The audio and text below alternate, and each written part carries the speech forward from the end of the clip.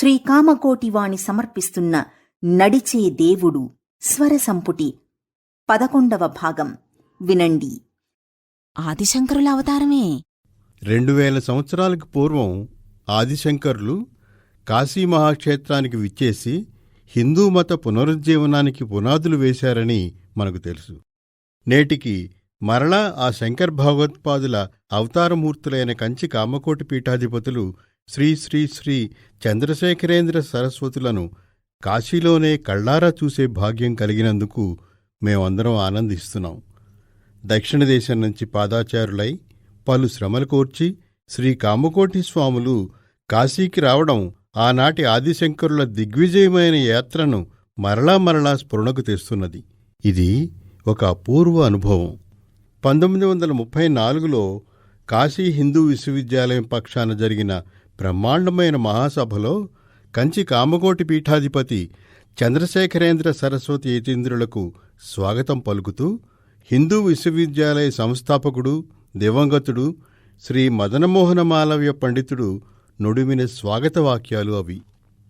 మాలవ్య పండితుడు కాశీ హిందూ విశ్వవిద్యాలయ సంస్థాపకుడే కాదు, ఉత్తరప్రదేశంలో జన్మించి యావత్ భారత ప్రశస్తిగాంచిన సుప్రసిద్ధ జాతీయ నాయకుడు కూడా. గాంధీ, తిలక్, నెహ్రూల కోవకు చెందిన అకలంక దేశభక్తుడు, మీదుమిక్కిలి అకుంఠిత సనాతన ధర్మపరాయణుడు కూడా. ఆయన వాణి అశేష భారత హిందూ జనవాణి, సమస్త హిందూ సంఘానికి మకుటంలేని మహీపతి అని మాలవ్య పండితుని గురించి లాలా లజపతిరాయ్ ప్రశంస. సనాతన ధర్మాన్ని ఆచరించేవారి తరఫున కంచి యతీంద్రులకు నివాళులు అర్పించడానికి మాలవ్య పండితుల కంటే మహోత్తములుండరు. కాగా కామకోటి పీఠాధీశ్వరులు ఆదిశంకరుల అవతారమని మాలవ్య చేసిన ప్రస్తుతిని మించినది వేరొకటి లేదు. కాశీ మహాక్షేత్ర సుదీర్ఘ చరిత్రలో శ్రీ కామకోటి పీఠాధిపతులకు జరిగిన ఈ ఘనసత్కారం ఇతరులెవ్వరికీ జరగలేదంటే అతిశయోక్తి కాదు. యావత్ భారతంలో హిందువులకు కాశీ క్షేత్రరాజం, పావన క్షేత్రముల రాశి వారణాసి. ఆర్ష సంస్కృతికి అనాది నుంచి ప్రధాన కేంద్రం. ఈ క్షేత్రంలోనే ఆదిశంకరులు భాష్య గ్రంథ రచన ఆరంభించారు. ఇక్కడి నుంచే తమ దిగ్విజయ యాత్ర కొనసాగించారు కూడా. కాశీలో సన్మానం పొందితే అశేష పండితలోకం హర్షించినట్టే. దక్షిణ దేశంలో కామకోటి స్వామి కీర్తి దశ దిశలా వ్యాపించింది. ఈ సన్మాన సభా విశేషాలను తెలుసుకోవడం ద్వారా ఔత్తరాహుల్లోని విద్వద్వరేణ్యులు స్వామికి ఏ విధంగా బ్రహ్మరథం పట్టారో విదితమవుతుంది. ప్రయాగయాత్ర ముగించి అక్కడి నుంచి కాశీకి 80 మైళ్లు నడక సాగించి 1934 సంవత్సరం అక్టోబరు 6వ తేదీ కంచిస్వామి కాశీనగరంలో అడుగుపెట్టారు. ఆనాటి నగర ప్రవేశ మహోత్సవంలో 1,00,000 మంది ప్రజలు పాల్గొన్నారు. అలహాబాద్ విశ్వవిద్యాలయ వైస్ ఛాన్సలర్ డాక్టర్ గంగానాథ గారితో సహా 20 మంది మహామహోపాధ్యాయ పండితులు వివిధ సన్మాన సభలలో స్వామికి ప్రస్తుతులు అందజేశారు. వారిలో నవద్వీప పండితులు, కామాక్షనాథ తర్కవాగీశులు, బెంగాలు బ్రాహ్మణ మహాసభాధ్యక్షులు పంచానన తర్కరత్న పండిట్ లక్షణశాస్త్రి ద్రావిడ్, పండిట్ భానుశాస్త్రి వశే, పండిట్ పద్మనాభశాస్త్రి ప్రభృతులు ఎందరో ఉన్నారు. 1935 ఫిబ్రవరి 9వ తేదీన మాళవ్య పండితుడు కాశీ హిందూ విశ్వవిద్యాలయం యాజమాన్య పక్షాన సమావేశపరిచిన మహాసభ కాశీనగరంలో ఉన్న పండిత బృందంతో, విశ్వవిద్యాలయ అధికారులతో, సంస్థానాధిపతులతో, యతివరేణ్యులతో నిండిపోయింది. స్వాతంత్ర్యోద్యమ సందర్భంలో తప్ప అపూర్వమైన ఇలాంటి సభ అంతకుముందు ఎన్నడూ జరగలేదు. పండిత మదనమోహన మాలవ్య శ్రీ కామకోటి పీఠాధిపతులకు స్వాగతం పలికారు. వారు స్వయంగా రచించి చదివిన పంచరత్నాలను మీరు వినొచ్చు కూడా. స్వాగతపత్ర సమర్పణము, పండితుల కృతజ్ఞతాపూర్వక ప్రసంగాలు జరిగిన పిమ్మట శ్రీ కంచిస్వామి సరళ సంస్కృతంలో సభవారిని ఉద్దేశించి ప్రసంగించారు. స్వామి ఉపదేశసారం ఇది: విద్య మనశ్శాంతికి కారణం కావాలి. జ్ఞానార్జనం చేస్తూ మత్స్యభావాన్ని అధిగమించాలి. మాలవ్య పండితులు స్థాపించిన ఈ విశ్వవిద్యాలయంలో ప్రధానంగా ఆస్తిక్యం గల విద్యాభ్యాసాన్ని లక్ష్యంగా పెట్టుకుని విద్యా ప్రణాళికలు రచింపబడాలి అన్నారు స్వామి. ఆలోచనలోనూ ఆచరణలోనూ ఆదర్శప్రాయమైన జీవనం చేయగల విద్యార్థులను తీర్చిదిద్దగల విద్యా విధానాన్ని ఈ విశ్వవిద్యాలయం సృష్టించాలి అని ఆశీస్సులు అందజేశారు స్వామివారు. మాలవ్య పంచరత్నాలు. మూలాంనాయ కాంచీ కామకోటి సర్వజ్ఞ పీఠాధీశ్వరులు జగద్గురు శంకరాచార్య శ్రీ శ్రీ శ్రీ చంద్రశేఖరేంద్ర సరస్వతి మహాస్వామి కాశీనగరానికి విచ్చేసినప్పుడు బెనారస్ హిందూ విశ్వవిద్యాలయ వ్యవస్థాపకులైనటువంటి పండిత మదనమోహన మాలవ్య స్వాగతాభివందనం చేశారు.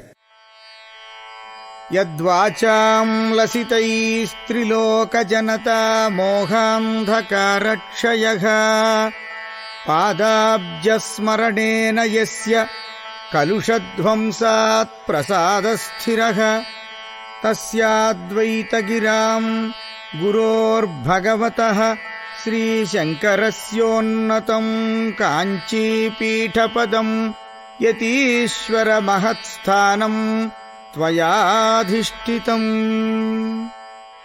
తత్వజ్ఞాన తపస్సమాధి కరుణౌదార్య ప్రసాదాదిభిః పుణ్యం భారతవర్షమేతదనఘం ప్రాప్నోతి లాభం పరం. కీర్త్యా తే మలయా యతీంద్ర మహతామాదర్శతాం ప్రాప్తయా సంతః సంతతముల్లసంతి చ దిశః సర్వాః సముద్భాసితాః. స్వామిన్ స్వాగతమస్తు తే శివపురీ శ్రీవిశ్వవిద్యాలయే శిక్షాకేంద్రపరేత్ర భారతభువాం విద్యార్థినాం సర్వతః.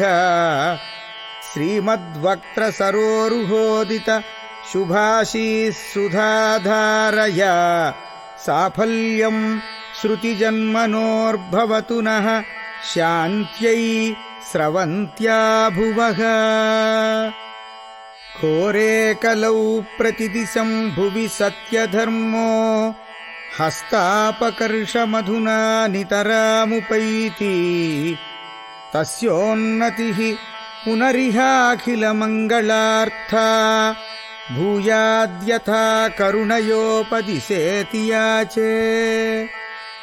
ప్రాచ్యప్రతీచ్య శుభభావసమన్వయేన భోగాపవర్గద సుశిక్షణదానశీలః యేషోఖిలాభ్యుదయకృత్ యతివర్య విశ్వవిద్యాలయస్తవ శుభాగమనేన ధన్యః.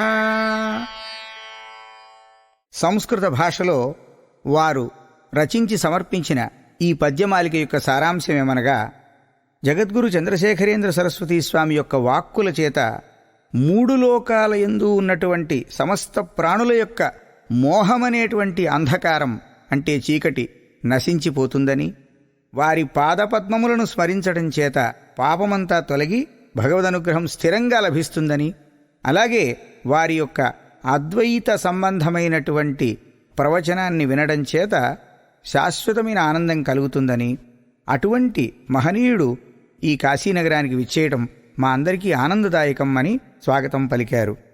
వారి యొక్క తత్వజ్ఞానం, తపస్సు, కరుణ, ఔదార్యం, అనుగ్రహం వీటితో మొత్తం భారతదేశమంతా కూడా పవిత్రమైపోయింది. వారి యొక్క కీర్తి వల్ల ఈ దేశం ప్రపంచానికి జగద్గురు అనేటువంటి ఒక ఆదర్శమైనటువంటి స్థానాన్ని పొందింది. అందువల్ల సజ్జనులందరూ ఎంతో ఆనందిస్తూ ఉన్నారు. మొత్తం దిక్కులన్నీ కూడా వెలుగును పొందాయని వారు ప్రశంసించారు. ఓ స్వామి, ఈ శివపురి శ్రీ విశ్వవిద్యాలయంలో భారతదేశంలో ఉన్నటువంటి విద్యార్థులే కాక ప్రపంచవ్యాప్తంగా వచ్చినటువంటి విద్యార్థులందరికీ విద్యాప్రదానం జరిగే చోట మీ వాక్కులనేటువంటి అమృతధార చేత ఈనాడు ఈ విద్యార్థులందరూ కూడా జీవనం కోసం చదివే విద్య కోసమే కాకుండా శాశ్వతానందాన్ని లభింపజేసేటువంటి ఆ విద్య యొక్క పరమార్థాన్ని కూడా వారు గ్రహించే స్థితి వస్తుంది అని ఎంతో సంతోషంగా ఉంది. ఘోరమైనటువంటి కలియుగంలో సత్యధర్మం అనేది రోజురోజుకి నశించిపోతోంది. దాని యొక్క ఔన్నత్యం కోసం మళ్ళీ మీరు అవతరించారు. కరుణతో ఉపదేశం చేయమని యాచిస్తున్నాను. ప్రాచ్య దేశాలు, అలాగే ప్రతీచ్య దేశాలు, తూర్పు దేశాలు, పడమర దేశాలలో ఉండేటువంటి శుభభావములు ఏవైతే ఉన్నాయో వాటిని సమన్వయం చేసి ఈ ఐహికమైనటువంటి అంటే ఈ లోకంలో కలిగేటువంటి సుఖాలు, అలాగే ధార్మికంగా కలిగేటువంటి అంటే ఈ జన్మ తరువాత కూడా లభించేటువంటి ఏ సుఖమైతే ఉందో అటువంటి సమస్తమైనటువంటి సుఖాలకి కావలసినటువంటి జ్ఞానాన్ని ఇచ్చేటువంటి కేంద్రం ఈ విశ్వవిద్యాలయం. ఆ విశ్వవిద్యాలయానికి మీరు రావడం చేత పరిపూర్ణతను సంతరించుకుని ధన్యతను పొందినది అని వారు సవినయంగా స్వామివారికి స్వాగతాన్ని సమర్పించారు.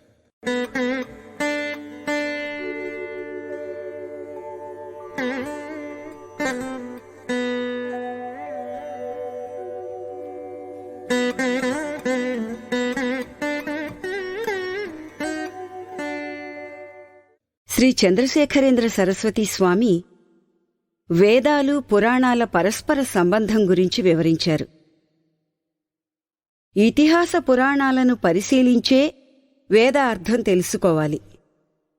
ఇతిహాస పురాణాల పరిజ్ఞానం లేకుండా ఎవరైనా వేదానికి అర్థం చెప్పడానికి పూనుకుంటే అతడిని చూచి వేదాలు వణికిపోతాయట.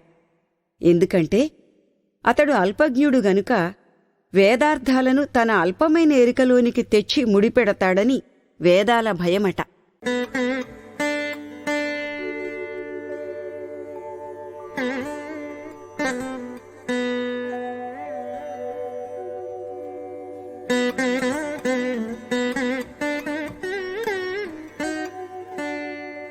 త్యాగానికి తక్షణ ఫలం. 1929 ఫిబ్రవరిలో శ్రీ చంద్రశేఖరేంద్ర సరస్వతి స్వామి దక్షిణార్కాట్ జిల్లాలో పర్యటన చేశారు. ఆ పర్యటనలో ఒకరోజు స్వామి తండలం అనే గ్రామం గుండా ప్రయాణిస్తున్నారు. ఆ సమీపంలో ఉన్న ఒక గొల్ల కులస్థుడు తనకున్న కొద్దిపాటి భూమి మొత్తం అమ్మివేసి శ్రీవారికి సమర్పించదల్చి స్వామికి తన ఉద్దేశం తెలియచేశాడు.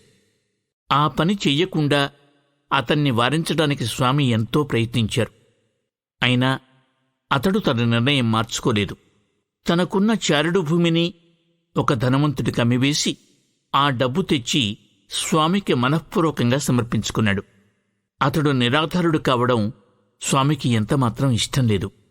అందుచేత స్వామి వెంటనే ఆ తాలూకా తహసీల్దార్ని పిలిపించి ఆ ప్రాంతంలో ఉన్న పోరంబోకు భూమిలో తగుమాత్రం భూమిని ఆ గొల్ల ఆసామి పేర పెట్టించారు.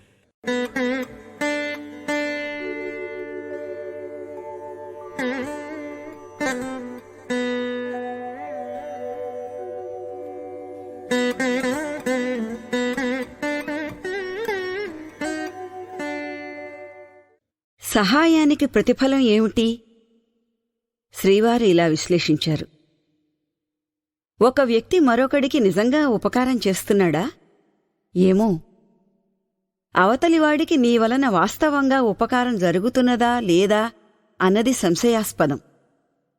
కాని నీవు పరులకు మనస్ఫూర్తిగా సాయపడదలచినప్పుడు, సాయం అందజేసినప్పుడు నీ మనస్సు, నీ బుద్ధి పరిశుద్ధమవుతాయి. ఈ ప్రతిఫలం ఒక్కటీ చాలు నీవు చేసే సహాయానికి.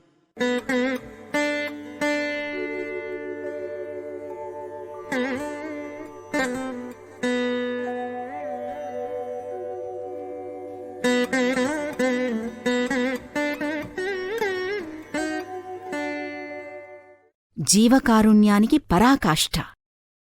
స్వామి జీవకారుణ్యం ఆదర్శప్రాయం, అనన్యసాధ్యం. దేశ సంచారం చేసేటప్పుడు రైలుగాని మోటారుగాని ఉపయోగించకుండా కేవలం నేలపై నడిచి వెళ్లడానికి ఈ జీవకారుణ్యమే ఒక కారణంగా స్వామి పేర్కొన్నారు. రైలు, మోటారు కార్ల చక్రాల కింద భూమిపై తిరగాడే కోటానుకోట్ల సూక్ష్మజీవులు నశించే అవకాశం ఉంది. కాలినడక వల్ల వాటికి అంత హాని సంభవించదు. అలాంటి జీవులకు ఎక్కువ హాని జరగని పద్ధతిని తాను అవలంబిస్తున్నాను అంటారు స్వామి. స్వామి జీవకారుణ్యం ఎంతటి పరాకాష్ఠకు చేరుకున్నదో తెలుసుకోవడానికి ఒక నిదర్శనం విన్నవిస్తాను. స్వామి ఒకసారి మఠంలో గోడకు ఆనుకుని కూర్చున్నారు. కూర్చుని ఉండగానే వారికి కునుకు పట్టింది. అది నిజంగా నిద్రావస్థో సమాధి స్థితో మనం చెప్పలేము. కొంతసేపటికి స్వామికి తెలివి వచ్చింది. కళ్ళు తెరిచారు. తమ వీపు మీద ఏవో పాకుతున్నట్టు తోచింది వారికి. పరిశీలించగా ఆ గోడపై ఉన్న చెదపురుగులు శ్రీవారి వీపు మీదకి పాకి విహరిస్తున్నాయి. స్వామి చేత్తో గాని బట్టతో గాని వాటిని విదిలించడానికి ప్రయత్నించలేదు. సమీపంలోని ఒక శిష్యుణ్ణి పిలిచారు. తమ వీపుపై పాకే చెదల్లో ఒక్కదానికైనా హాని కలగకుండా నేర్పుగా నెమ్మదిగా తీసివేయమని ఆదేశించారు. చెదలకు ఎక్కడ అపాయం జరుగుతుందోనని భయపడుతూ శిష్యుడు ఆ పురుగులన్నిటినీ జాగ్రత్తగా తొలగించేసరికి అతడి తలప్రాణం తోకకొచ్చింది. అయినా స్వామి కోరిక నెరవేరింది.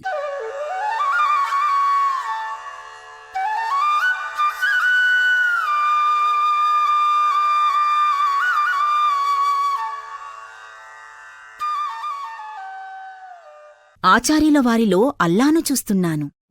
1926లో ఆచార్యస్వామి కారంబక్కుడి నుంచి పుదుక్కోటకు వెళ్లేటప్పుడు అనేక మంది ప్రజలు గుంపులు గుంపులుగా వచ్చి వారిని దర్శించుకున్నారు. వాళ్లలో కొందరు మహమ్మదీయులు కూడా ఉన్నారు. ఆ మహమ్మదీయుల్లో ఒకరు స్వామిపై తన గౌరవానికి సూచనగా స్వామివారెక్కిన పల్లకీని తన చేత్తో పట్టుకున్నాడు. ఆ విధంగా దాదాపు 3 మైళ్ళు ఆ ముస్లిం భక్తుడు పల్లకీ వెంట నడిచాడు.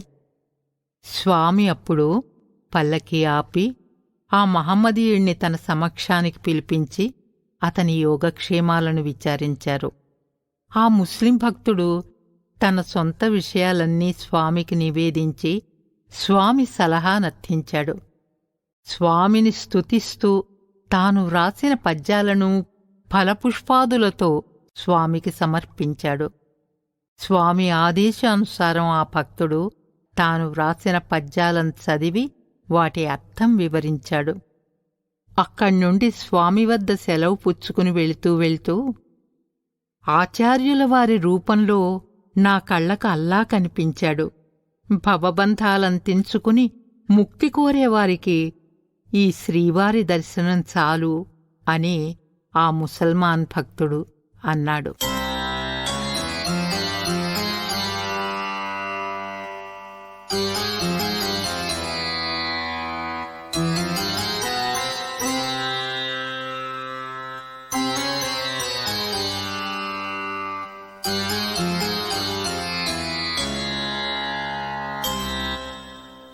మతరక్షణకు మహత్తర కృషి.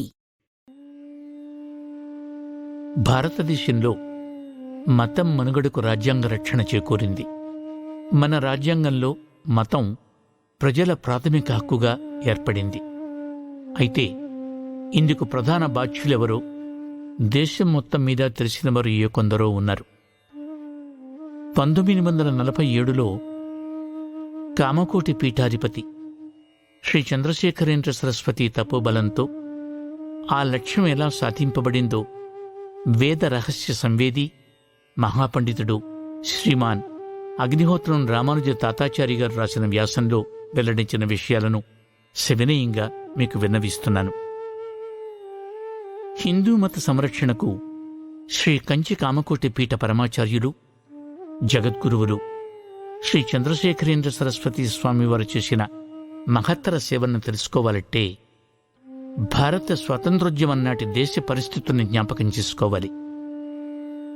చిన్నతనంలోనే సన్యసించి కంచి కామకోటి పీఠాధిపత్యం వహించటం వల్ల స్వామివారు ప్రత్యక్షంగా దేశ రాజకీయాల్లో పాల్గొనలేదు. అయినా భారత స్వాతంత్ర్యాన్ని వారు మనస్ఫూర్తిగా వాంఛించారు, దాన్ని బలపరిచారు. స్వామివారు ఆశించింది ఇండియాలో విదేశీ పాలన అంతరించటం మాత్రమే కాదు, మన దేశీయుల హృదయంలో పాదుకున్న విదేశీయ విజాతీయ వ్యామోహం కూడా అంతమొందాలని వారు ప్రగాఢంగా వాంఛించారు. గాంధీగారు విదేశీ వస్త్ర బహిష్కరణను ప్రారంభించిన నాటి నుండి స్వామి స్వయంగా ఖద్దర్నే ధరిస్తున్నారు. దురదృష్టవశాన జాతీయోద్యమ నాయకులు రాజకీయాలకే సర్వప్రాధాన్యమిచ్చి మతం పట్ల ఉపేక్ష వహించారు. అందువల్ల మనకు స్వాతంత్రం సిద్ధించినాడు మన మతానికి ఆధ్యాత్మిక ప్రయోజనాలకు హాని వాటిల్లవచ్చునని స్వామివారు అనుమానించారు. ఈ విషయమై శ్రీ కామకోటి స్వామి పలువురు రాజకీయ నాయకుల్ని హెచ్చరించారు. కానీ వారి హెచ్చరికని నాయకులెవరూ పట్టించుకోలేదు. రాజకీయాలు మినహా ఇతర సమస్యలకు ప్రాధాన్యం లేని నాటి క్లిష్ట పరిస్థితుల్లో మన మత సంరక్షణకై కంచిస్వామి వారొక్కరే అవిశ్రాంతంగా పాటుపడ్డారు. భారత రాజ్యాంగ నిర్మాణ దశలో కంచి పీఠాధిపతి ప్రదర్శించిన అసదృశ రాజకీయ పరిజ్ఞానం వల్లనే నేడు మన రాజ్యాంగ చట్టంలో మత స్వాతంత్ర్యానికి, మత సంస్థల సంరక్షణకు నియమ నిబంధనలు స్థిరంగా నెలకొన్నాయి. ఈ సందర్భంగా స్వామివారు సరిపిన మహత్తర కృషిని విజ్ఞ ప్రపంచానికి వెల్లడించడం నా కర్తవ్యంగా భావిస్తున్నాను. మత స్వాతంత్ర్యానికి, మత సంస్థల సంరక్షణకు రాజ్యాంగ ప్రామాణికతను సాధించే లక్ష్యంతో స్వామివారు ఎంత నిర్విరామంగా కృషి చేశారో నాకు తెలుసు. కుంభకోణం సమీపాన వేలూరు అనే పల్లెటూళ్ళలో ఒక అర్ధరాత్రి వేళ తమ సాన్నిధ్యంలో ఉన్న మమ్మ ఉద్దేశించి స్వామివారు చేసిన హెచ్చరిక నేటికీ నా చెవుల్లో మారుమోగుతూనే ఉంది. భారత రాజ్యాంగం ద్వారా మన మతాన్ని కాపాడుకోవడం మన తక్షణ కర్తవ్యం. ఇది ఎంతమాత్రం ఉపేక్షించవలసిన విషయం కాదు. ఈ హెచ్చరిక ప్రాముఖ్యాన్ని ఆనాడు మేమంతగా గుర్తించలేదు. కానీ తరువాత కొద్ది రోజులకి జరిగిన సంఘటనలు స్వామి భవిష్యద్వాణిని అక్షరాల ధృవీకరించాయి. భారత స్వాతంత్ర్యాన్ని గురించి, ప్రత్యేకించి భారతదేశానికి నూతన రాజ్యాంగ నిర్మాణాన్ని గురించి చర్చించేందుకు బ్రిటిష్ ప్రభుత్వం మన దేశానికి ఒక రాయబార వర్గాన్ని పంపింది. ఆ సందర్భంలో తమ కర్తవ్యమేమిటో కామకోటి శంకరాచార్యుల వారు తప్ప తక్కిన మఠాధిపతులెవరూ గుర్తించలేదు. బ్రిటిష్ రాయబార వర్గ సభ్యులను కలుసుకుని మన దేశంలో గల మత సంస్థల పరిస్థితుల్ని గురించి, భవిష్యత్తులో వాటి ప్రతిపత్తిని గురించి రాయబార వర్గ సభ్యులకు నచ్చచెప్పవలసిందిగా స్వామి మమ్మల్ని ఆదేశించారు. కానీ బ్రిటిష్ రాయబార వర్గం మా విజ్ఞప్తిని ఆలకించటానికైనా అంగీకరిస్తుందా అని మేము సందేహించాం. ఏమైనప్పటికీ జరగవలసిందేదో జరుగుతుందని స్వామివారి ఆదేశం మేరకు రాయబార వర్గానికి టెలిగ్రాములు పంపాం. మేం ఊహించినట్టే జరిగింది. మా టెలిగ్రాములకు వారు సమాధానం కూడా ఇవ్వలేదు. అయినా స్వామివారు మావలే నిరాశ చెందలేదు. ఆయన ఆత్మవిశ్వాసం మాకు ఆశ్చర్యం కలిగించింది. అది మా అల్పజ్ఞతకు నిదర్శనం. స్వామి సంకల్పం అమోఘం, అది వారికే విదితం. ఇంతలో తలవని తలంపుగా తక్షణం మద్రాసుకు బయలుదేరి రమ్మని హిందూ పత్రిక కార్యాలయం నుంచి నాకు టెలిగ్రాం వచ్చింది. నేను మద్రాసు చేరి హిందూ కార్యాలయంలో అడుగు పెట్టానో లేదో అప్పటి హిందూ సంపాదకులు శ్రీ కస్తూరి శ్రీనివాసన్ నాకెదురుపడి బ్రిటిష్ పార్లమెంటరీ రాయబార వర్గం మరికొన్ని నిమిషాల్లో తమ కార్యాలయానికి రాబోతోందన్న వార్త నా చెవిన వేశారు. ఆనాడు రాయబార కార్యవర్గ సభ్యుల గౌరవార్థం హిందూ కార్యాలయంలో ఒక తేనీటి విందు ఏర్పాటు చేశారు. రాయబార వర్గం కార్యదర్శికి కస్తూరి శ్రీనివాసన్ నన్ను పరిచయం చేశారు. మా టెలిగ్రామును ఒక్కదానికైనా మీరు సమాధానం ఇవ్వలేదు అని నేను వారితో అన్నాను. రాయబార వర్గంలో ప్రముఖుడైన బ్రిటిష్ పార్లమెంట్ సభ్యుడు శ్రీ సోరెన్సెన్కు మీ విజ్ఞప్తిని నేరుగా వినిపించవచ్చునని ఆయన నాకు సలహా ఇచ్చారు. భారతదేశంలో మత సంస్థల నిస్సహాయ స్థితిని గురించి నోటి మాటలతోనే శ్రీ సోరెన్సెన్కు సంగ్రహంగా చెప్పి మత సంస్థలకు రాజ్యాంగ రక్షణ అవసరమన్న శ్రీ కామకోటి పీఠాధిపతుల ఆశయాన్ని విశదపరిచాను. మరొకసారి తమను ఢిల్లీలో కలుసుకోమని ఆయన నాతో అన్నారు. ఆశ్చర్యకరంగా జరిగిన ఈ కథ యావత్తు స్వామివారికి వినిపించాలని నేను హుటాహుటి కంచికి తిరిగి వచ్చాను. నేను చెప్పిందంతా స్వామి విన్నారు. ఒక్క క్షణం ధ్యానంలో ఉన్నారు. అటు తరువాత మతాన్ని ప్రాథమిక హక్కుగా పరిగణించవలసిందిగా కోరుతూ ఒక విజ్ఞాపన పత్రం తయారు చేయమని మమ్మ ఆదేశించారు. నేను ఢిల్లీ వెళ్లి సోరెన్సెన్ను కలుసుకుని మా విజ్ఞాపన పత్రాన్ని ఆయనకు అందజేశాను. భారత ప్రజానీకం పట్ల శ్రీ కంచి శంకరాచార్య స్వామికి గల ప్రేమానురాగాలను గురించి, అసాధారణమైన వారి లౌకిక పరిజ్ఞానాన్ని గురించి సోరెన్సెన్ ఆశ్చర్యం వెలుబుచ్చి ఆనందభరితుడైనాడు. బ్రిటిష్ రాయబార వర్గం వారు ఏ ప్రయత్నంతో వచ్చారో ఆ ప్రయత్నం ఫలించలేదు. కానీ మత విశ్వాసాన్ని ప్రాథమిక హక్కుగా పరిగణించాలన్న సూత్రం మాత్రం సుస్థిరంగా, అసందిగ్ధంగా నాయకుల హృదయాల్లో నాటుకుపోయింది. జగద్గురు శ్రీ కామకోటి శంకరాచార్యుల అమోఘ సంకల్పమే అందుకు మూలం. అంతటా రథం ముందుకు సాగింది. మరికొంతకాలం గడిచింది. ఈసారి బ్రిటిష్ మంత్రివర్గ రాయబార సభ్యులు మన దేశానికి అరుదించారు. ఆ రాయబార వర్గానికి అధ్యక్షుడైన సర్ స్టాఫర్డ్ క్రిప్స్ను సందర్శించి మరలా మా విజ్ఞాపన పత్రం అందజేశాం. ఏనాటికైనా భారత రాజ్యాంగాన్ని తయారు చేయవలసిన వారు భారత ప్రజాప్రతినిధులే కాబట్టి మీ వాదనను వారికి విన్నవించవలసిందని క్రిప్స్ మాకు సలహా చెప్పారు. ఆనాటి అనుభవాలను నెమరువేసుకున్నప్పుడు దక్షిణ భారతదేశంలో ఎక్కడో ఒక కుగ్రామంలో ఏకాంతంగా కాలం గడుపుతూ ఉన్న యోగి పుంగవుల దివ్య ప్రభావం మమ్మల్ని ఎలా నడిపించిందో తలుచుకుని నేను పొంగిపోతూ ఉంటాను. మేమందరం నిమిత్త మాత్రులం. ఆ మహనీయుని తపోబలమే మా బలం, అదే మాకు అండ.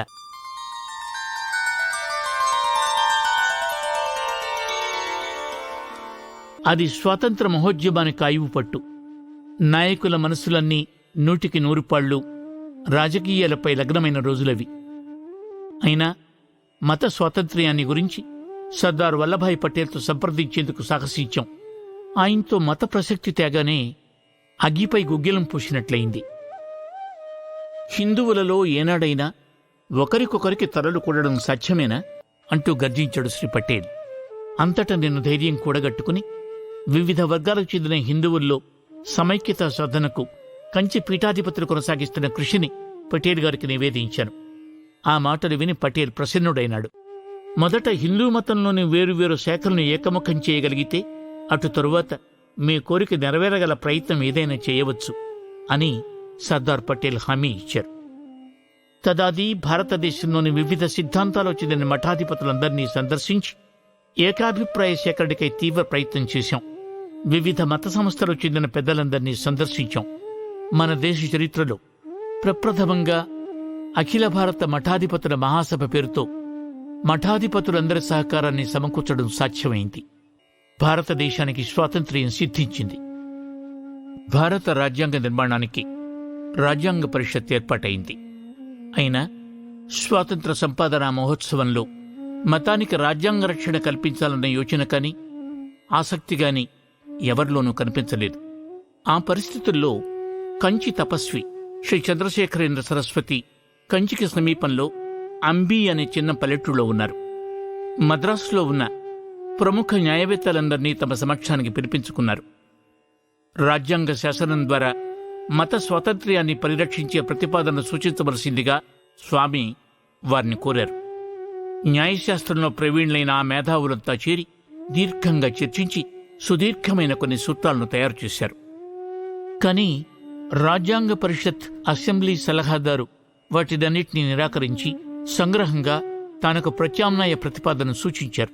అయితే ఆశ్చర్యం ఏమిటంటే కామకోటి స్వామి సూక్ష్మ గ్రహణ శక్తి ముందు ఆ సలహాదారుని న్యాయశాస్త్ర పాండిత్యం కూడా పనికిరాలేదు. ఆ సలహాదారుని ప్రతిపాదనలోనే కొన్ని ప్రధాన లోపాలను స్వామివారు చూపించి చివరకు తామే దాన్ని స్వయంగా సవరణ చేశారు. అసెంబ్లీలోని పలువురు రాజ్యాంగవేత్తలు స్వామివారి న్యాయశాస్త్ర పాండిత్యాన్ని ప్రస్తుతించారు. ఇంత తతంగం జరిగిన మతానికి మత సంస్థలకు నిర్నిరోధంగా స్వాతంత్ర్యాన్ని రాజ్యాంగంలో కల్పించడానికి రాజకీయ నాయకులు సిద్ధంగా లేరు. అందుచేత మేము సూచించిన మత స్వాతంత్ర్యం అనే పదానికి ముందు చట్టసమ్మతమైన అనే మాటను చేర్చవలసిందిగా వారు సలహా ఇచ్చారు. ఆ మాటల్ని చేర్చినట్లయితే ప్రభుత్వం తన ఇష్టానుసారంగా మత విషయాలలో మత సంస్థల వ్యవహారాల్లో జోక్యం కలిగించుకోవచ్చు. ప్రభుత్వం ఏ కొత్త చట్టాన్ని ప్రవేశపెట్టినా మత సంస్థలు దానికి అడ్డు చెప్పేందుకు వీలుండదు. అంతమాత్రమే కాదు, భవిష్యత్తులో రాబోయే కొన్ని ప్రభుత్వాలు అసలు మతంలోనే విశ్వాసం లేనివిగా ఉండవచ్చు. అందుచేత బిల్లు రెండవ మారు చర్చకు వచ్చినప్పుడైనా ఆ నిబంధనను తగు విధంగా సవరించమని సూచించవలసిందిగా స్వామి ఆదేశించారు. ఆ ప్రకారమే రాజ్యాంగ పరిషత్ సభ్యులకు మేము విజ్ఞాపన చేశాం. ఈ సందర్భంలో ఒక విషయం ప్రత్యేకంగా చెప్పుకోవాలి. సాంఘిక సమస్యలపై డాక్టర్ అంబేద్కర్ గారికి గల తీవ్రమైన అభిప్రాయాలను బట్టి మేము వారిని సందర్శించినప్పుడు మా సూచనలకు వారు సుముఖంగా ఉంటారని ఊహించలేకపోయాం. కానీ అక్కడ కూడా స్వామివారి ప్రభావమే మాకు సాయపడింది. మాకు గల అనుమానాలు పటాపంచలయ్యాయి. మతమన్నా మత సంస్థలన్నా తనకెంతో అభిమానమని చెప్పారు అంబేద్కర్ మహాశయుడు. ప్రభుత్వం ఏమాత్రం జోక్యం చేసుకోకుండా మత సంస్థలు స్వచ్ఛందంగా మనగలగాలి అన్నది తమ అభిప్రాయంగా చెప్పారు.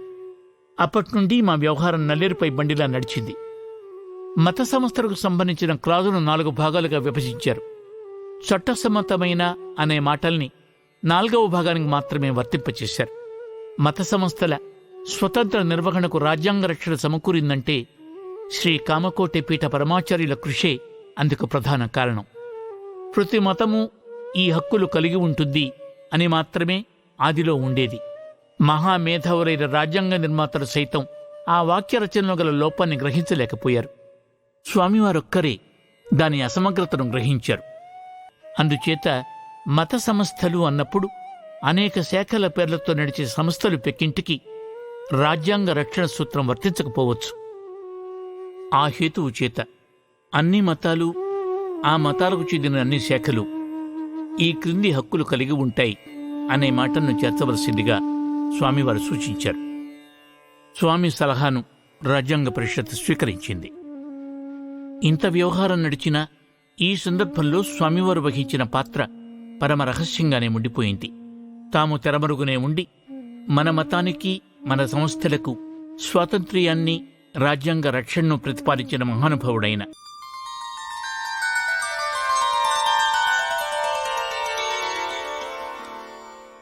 శ్రీ శృంగేరి పీఠాధిపతుల సందర్శనం హిందూ మత సంస్థలకు భారత రాజ్యాంగంలో రక్షణ కల్పించే నిమిత్తం శ్రీ చంద్రశేఖరేంద్ర సరస్వతి స్వామివారు సలుపుతున్న కృషి సందర్భంగా నేను, నా సహచరులు దేశంలోని వివిధ మఠాధిపతులను సందర్శించాం.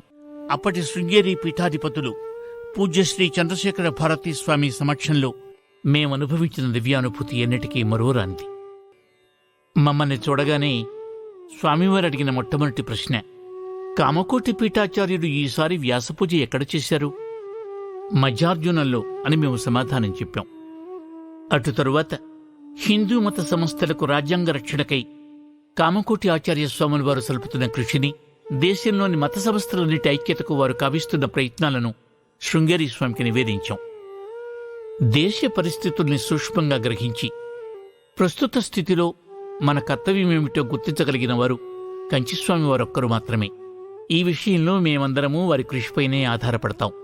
అందుకు మేము వారికెంతో కృతజ్ఞులం. వర్తమాన కాలంలో మన దేశంలోని హిందూ మతస్థులు ఈ మాత్రమైన స్వధర్మాన్ని ఆచరిస్తూ ఉన్నారంటే అందుకు ప్రధానంగా కంచిస్వాములే ప్రేరకులు అన్నారు శృంగేరి స్వామి ప్రసన్నవదనంతో. హిందూ మతోద్ధరుడకు కంచిస్వామి చేస్తున్న సేవలకు తామెంతో కృతజ్ఞులమంటూ మరోమారు ప్రశంసించి శృంగేరి స్వామి మాకు సెలవిచ్చారు.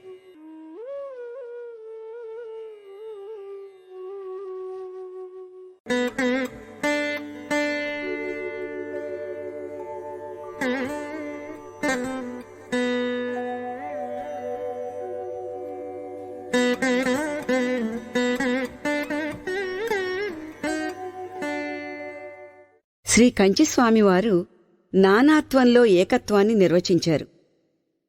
నానాత్వంలో ఏకత్వం దర్శించడం ఒక్కటే మతానికి, జీవితానికి పరమార్థం.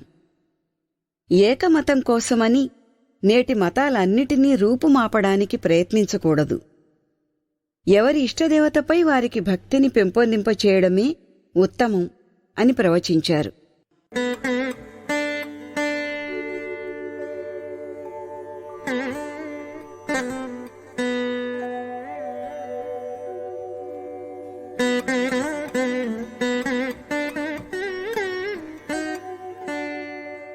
తరువాయి భాగం రేపు.